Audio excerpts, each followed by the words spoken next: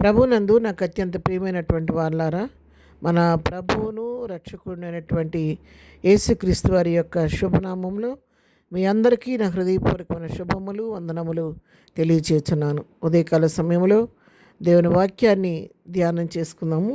ఈరోజు వాక్య ధ్యానం కొరకు మనం తీసుకున్నటువంటి లేఖన భాగము కీర్తన గ్రంథము 37వ కీర్తన 4వ వచనం చదువుకుందాం.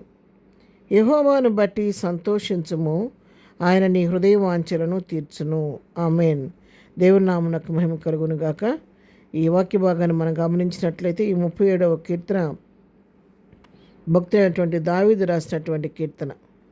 దావీదు మన హృదయ వాంఛలు తీరాలంటే మనం ఏం చేయకూడదో ఏం చేయాలో ఇక్కడ చక్కగా తెలియజేస్తున్నాడు.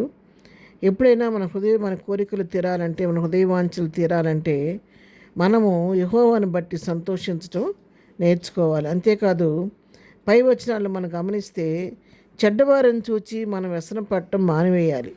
ఎవరైనా అభివృద్ధి పొందుతున్నప్పుడు వారు లోకానుసారమైన వ్యక్తులైనా సరే, చెడ్డవారైనా సరే, వారి జీవితంలో మేలు కలుగుతున్నప్పుడు, వారు అభివృద్ధి పొందుతున్నప్పుడు వారిని చూచి మనం ఎప్పుడు కూడా వ్యసనం పడకూడదు. ఇంత దౌర్భాగ్యంగా జీవిస్తున్నారు, వీళ్ళు ఎంత పచ్చగా ఉంటున్నారని మనం సణుగుకోకూడదు. దుష్కారములు చేయవారిని చూసి మత్సరపడకూడదు. వాళ్ళని చూసి మనం మత్సరపడకూడదు. ఎందుకంటే వారు ఆ విధంగా ఉన్నప్పటికీ, ప్రస్తుతమందు వారు సంతోషంగా ఉన్నట్టు, పచ్చగా ఉన్నట్టు కనబడినప్పటికీ వారు గడ్డి వలె తొందరగా ఎడిపోతారని చెప్పి దేవుని వాక్యం సెలవిస్తుంది. పచ్చని కూర వలె సాయంత్రం అయ్యేసరికి వాళ్ళు వాడిపోతారని చెప్పని తెలుస్తుంది. కాబట్టి ఎవరిని చూసి కూడా చెడ్డవారిని చూసి, దుర్జనులను చూసి మనం వ్యసన పడకూడదు. వారి గురించి మత్సరపడకుండా మనం కలిగిన దాన్ని బట్టి సంతుష్టి సహితమని బట్టి కలిగి జీవిస్తూ ప్రభువును బట్టి అతిశయించేవారిగా మనం ఉండాలి. యెహోవా యందు నమ్మిక ఉంచి మేలు చేయము, దేశమందు నివసించి సత్యము అనుసరించము. మనం సత్యమును అనుసరిస్తూ యెహోవా యందు నమ్మిక ఉంచితే, యెహోవాను బట్టి సంతోషించడం మనం నేర్చుకుంటే ఆయన మన హృదయవాంఛలన్నీ తీర్చే దేవుడు. ఎందుకంటే మన హృదయాంతరంగాలను లోతుగా పరిశీలించే దేవుడు, పరిశోధించే దేవుడు మన దేవుడు. ఆయనకు మరుగైన సృష్టి వంటి ఈ లోకంలో ఏదీ లేదు. మన మనుషులకు మరుగై దాగగలం, కానీ దేవునికి మరుగై ఎక్కడ కూడా దాగలేము. మన అంతరంగాన్ని పరిశీలించే దేవుడు, హృదయంలో తలంపు పుట్టక ముందే మన హృదయ వాంఛలన్నీ కూడా ఆయన ఎరిగిన దేవుడు. మన తలంపు పుట్టక ముందే మన ఆలోచనలన్నీ గ్రహించిన దేవుడు ఆయన.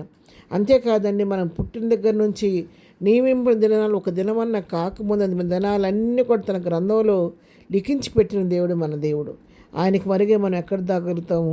అందుకే భక్తుడు 139వ కీర్తన అంటాడు, నేను ఆకాశమునికి ఎక్కిపోయినా నువ్వు అక్కడనున్నావు, నేను వేకువ రెక్కలు కట్టుకొని సముద్ర దిగంతములకు వెళితే అక్కడ కూడా నువ్వు ఉన్నావని చెప్పని కీర్తనకారుడు తెలియజేస్తూ ఉంటాడు. అవును, ఆయన లేని స్థలం అంటూ లేదు. ఆయన ఎక్కడికి వెళ్ళినా కూడా ఆయన సర్వాంతర్యామి. కాబట్టి మరి ఎక్కడున్నప్పుడు కూడా ఆయనకు మరిగే మనం ఎక్కడ కూడా దాగలేము. ఆకాశంకి వెళ్ళినా ఆయన మరిగే దాగలేము, సముద్ర దిగంతాల్లోకి వెళ్ళినా కూడా ఆయనకు మరిగే మనం దాగలేము. కాబట్టి ఆయన సర్వం ఎరిగిన దేవుడు, సర్వాంతర్యామి, నీ అంతరంగాన్ని పరిశోధిస్తున్న దేవుడు, నీ హృదయంలో ఆలోచన పుట్టకముందే, తలంపు పుట్టకముందే దాన్ని ఎరిగిన దేవుడు. కాబట్టి ఆయనకు మరుగైన సృష్టం ఏది లేదు. కాబట్టి నీవు నేను ఆయనకు మరుగై మనం ఎక్కడ కూడా దాగలేము. అదేవిధంగా మనం ఎట్లా మరుగై దాగలేమో, మన హృదయంలో ఉన్నటువంటి కోరికలు కూడా ఆయనకు మరుగైనవి కాదు. కాబట్టి మనకున్నటువంటి హృదయ వాంఛలు ఏవైతే ఉన్నాయో, కోరికలు అయితే ఏవైతే ఉన్నాయో, వాటిని కూడా ప్రభు తన చిత్తానుసారంగా తగిన సమయంలో తీర్చే దేవుడై ఉన్నాడు. మనం చేయవలసింది ఒకటే, దేని గురించి మనం చింతించకుండా, ఎదుటివారిని చూసి వ్యసనపడకుండా, ప్రభువుని బట్టి అతిశయిస్తూ యెహోవాను బట్టి సంతోషించడం మనం నేర్చుకుంటే మన హృదయ వాంఛలన్నీ తీర్చి మన నోటిని ఆయన నవ్వు కలిగించే దేవుడై ఉన్నాడు.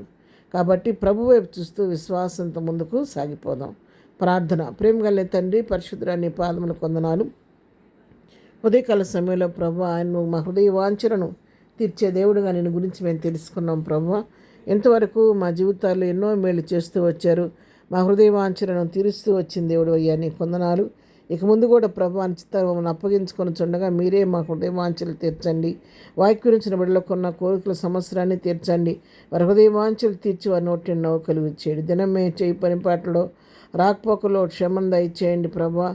బర్త్డే మ్యారేజ్ చేసుకున్న బిడ్డలను దీవించండి, ఆశీర్దించండి. దుఃఖంలో ఉన్న వారిని ఓదార్చండి, సమస్యలు ఉన్న వారిని విడిపించండి. నెమ్మది లేని వారికి నెమ్మది దయచేయండి, సమాధానం లేని వారికి సమాధానం దయచేయండి, ఆరోగ్యంతో ఉన్న వారికి ఆరోగ్యం దయచేయండి. ప్రతి వారి పట్ల మేలు చేసి మహిమ తెచ్చుకోమని, ఎదురు దేవులతో నింపి నడిపించమని యేసునామంలో ప్రార్థించడిగి పొందుకొని ఉన్నాము తండ్రి. ఆమెన్. ప్రభు కృప సదాకాలము మనందరికీ తోడై నడిపించునుగాక. ఆమెన్.